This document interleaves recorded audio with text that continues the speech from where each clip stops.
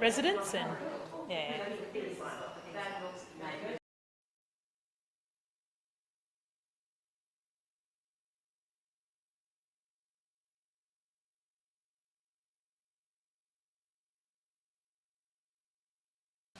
All right. Okay, people just... Good morning, everyone, and where better to be than in New Farm Confectionery on a beautiful Saturday morning. It's Derby Day today, Moe and Shandon Derby Day at the races, and it is a beautiful day here in Brisbane, particularly in my electorate, and it's wonderful to be joined here by Jody, the owner of New Farm Confectionery.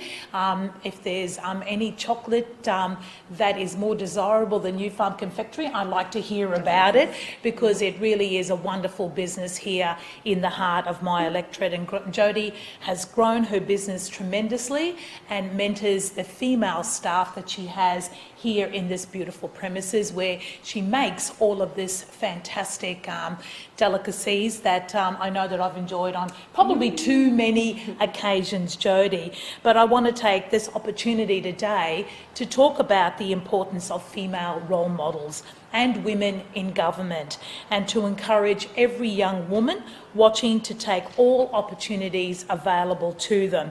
And I know, for example, that Jody's daughter Freya attends our new Fortitude Valley State Secondary College, and in fact she was the first student enrolled at that college, and it's fantastic to see her photo there, and I know Freya is going from strength to strength.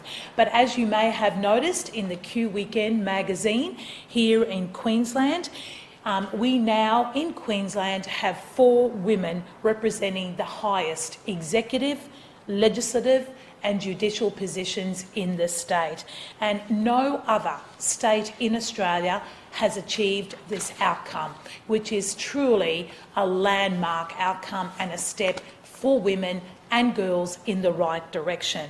We currently have, as the front page proudly displays, a female Premier in Annastacia, Palaszczuk, a female Chief Justice in Helen Bowskill, a female Police Commissioner, and I was with Katarina Carroll last night at the LGBTQ domestic violence fundraising ball, and of course we have our female Governor, who can forget, Dr Jeanette Young, who also had led Queensland so fantastically during the last couple of years with regards to COVID, and of course as Chief Health Officer, and Her Excellency is doing an outstanding job of Governor.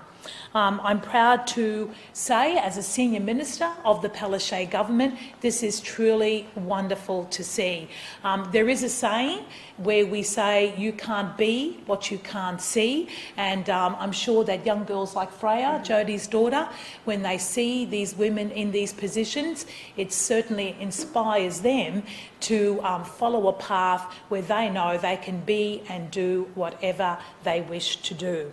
Our Cabinet, we proudly have 50% women, and as a senior female member of the Cabinet, I know the difference that having the equality in numbers brings to the equality of discussion at the table when we are discussing important issues in Cabinet for all Queenslanders.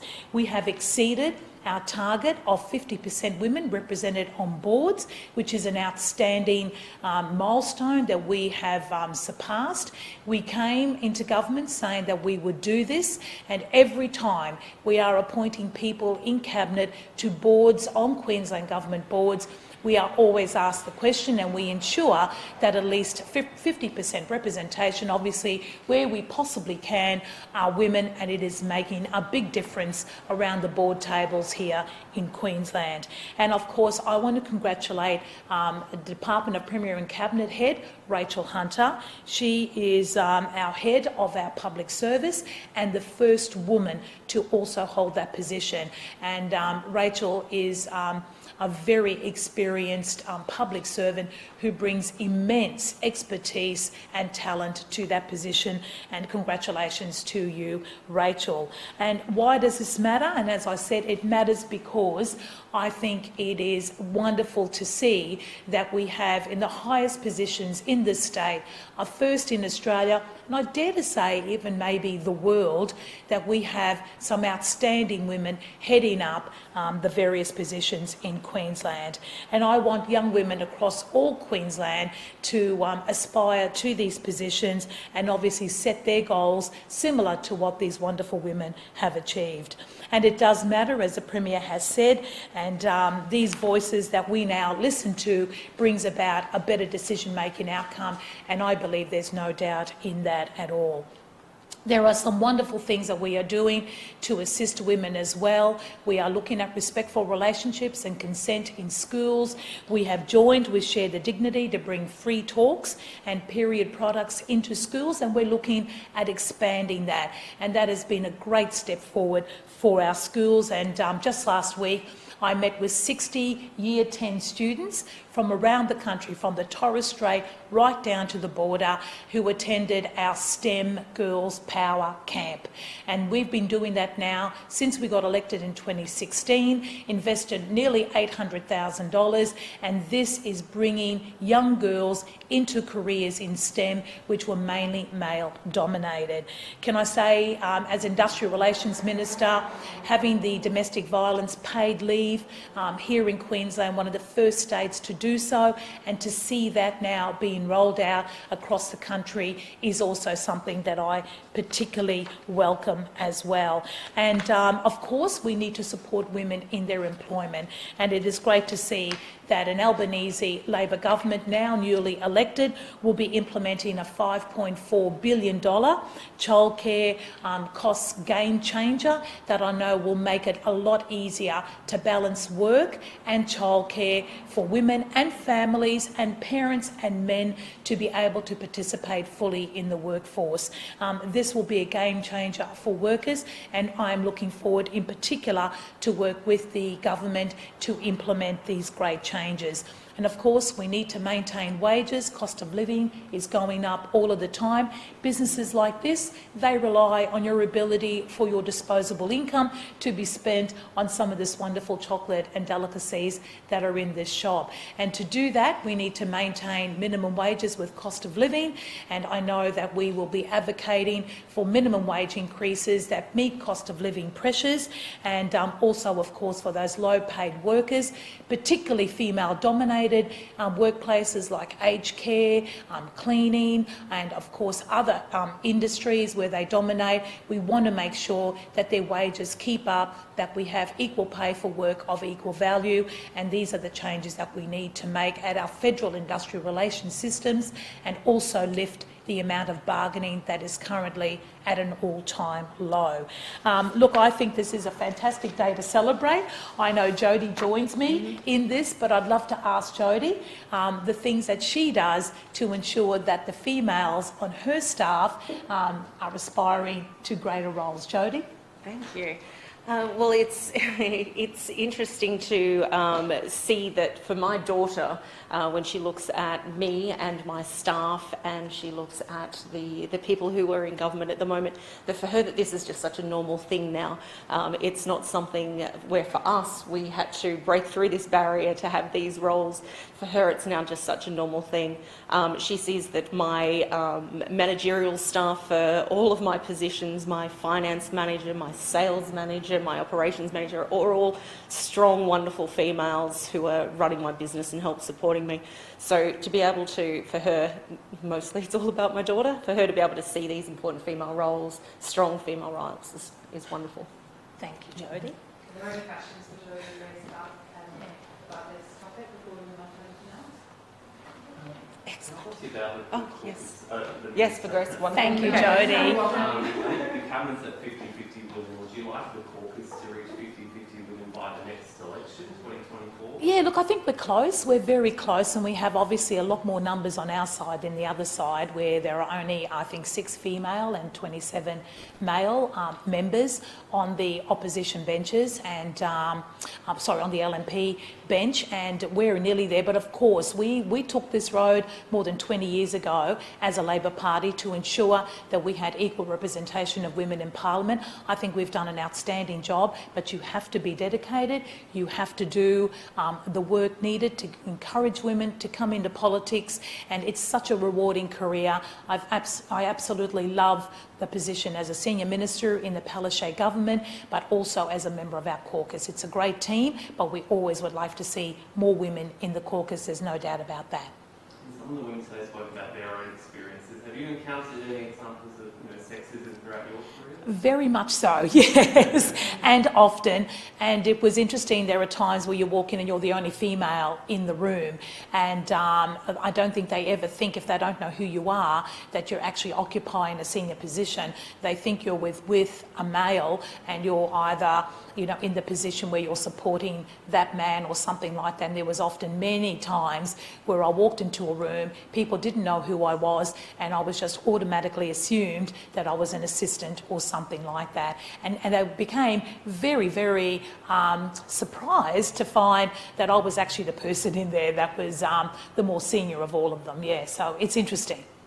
In terms of particularly the federal parliament, we've seen a lot of allegations of women being treated poorly there, allegations of rape, also bullying. Do you think that makes it difficult to actually attract young women to going into parliamentary jobs?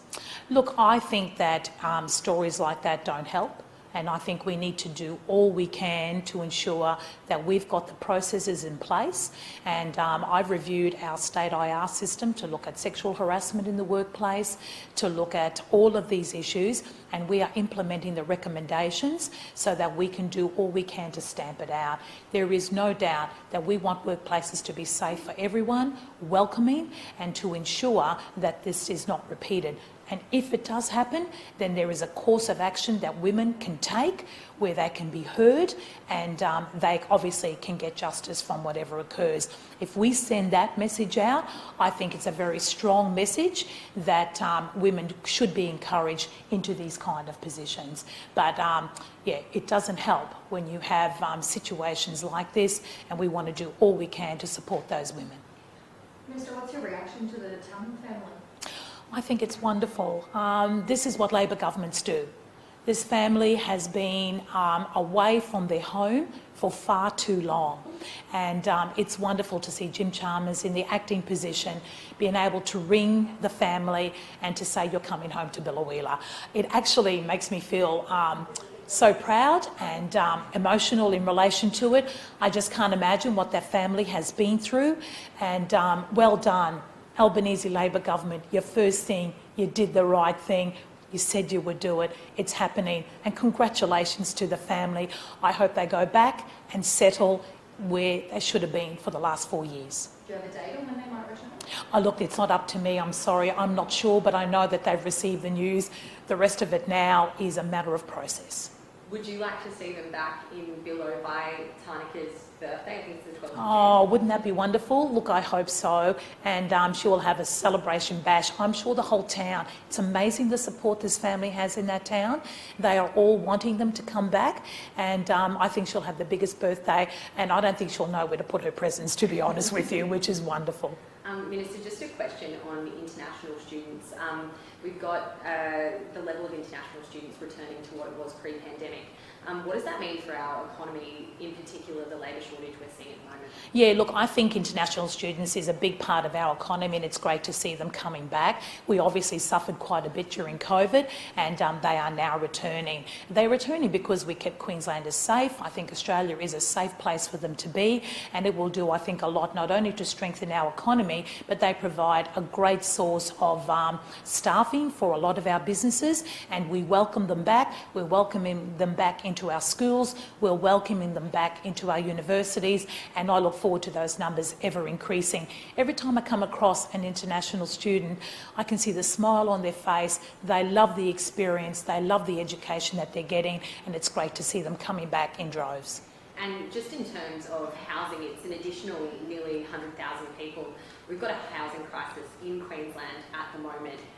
How do we address this? More people coming in, but just no houses? Yeah, look, we're well aware of this crisis in housing. It's not just in Queensland, it's right throughout Australia, and we're investing $2.9 billion to address this. And I speak every single day to Minister Enoch. I noticed there was a block of apartments that came up in an area that is owned by the government, and I was quick to tell her that we need to buy that block to make sure that we've got the housing that we need.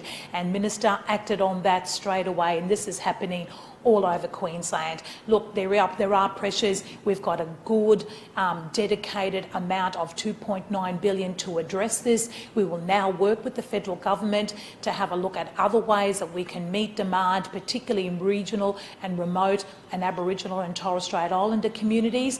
And as we roll that out, hopefully we can ease the pressures. But we're under no illusion that there is, pressures on housing. School attendance, it was down last term to about 87.6%.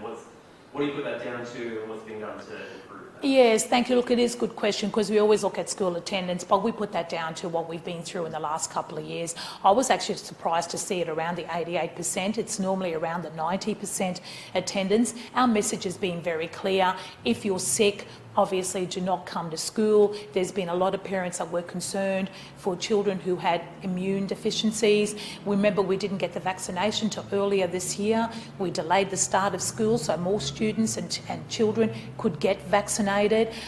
We've been telling everyone, if you're sick, don't come in. And I got the flu shot yesterday, my free flu shot from my local chemist, and I encourage everyone, please, attendance is important. We've probably had more face-to-face than any other schools on the eastern seaboard in Australia, because for about 6 months last year, the ACT, New South Wales and Victoria were closed for about 6 months. So we've had a very good face-to-face learning, but obviously get your flu shot, make sure that you receive your COVID shot as well. And look, I was surprised it was actually as high as what it was, because the message was clear. If you're not well, do not come to school. And of course, can I urge everyone, like I did yesterday, get your flu shot. That way you can attend school and be with your friends and your wonderful teachers and principals. Have we seen the flu cases at all start impacting schools and considerations of, school shutting, like we saw in Victoria? Yeah, not school shutting so much. The flu's a bit different in relation to that, but that's why we came out with our $40 million program as early as we possibly could. And when I was speaking to Chris Owen, who is the president of the Pharmacy Guild here in Queensland, he was saying that the appointment went through the roof. So being able to have an affordable, free, which is now free, flu shot, a lot of families were finding it a bit difficult to make ends meet with that, and it's great to see that it is being taken up, and that's why we moved very quickly to ensure that families could get this flu shot free, so that we can keep those numbers down, not only from our hospitals but also maintain school attendance. Great. And thank you to our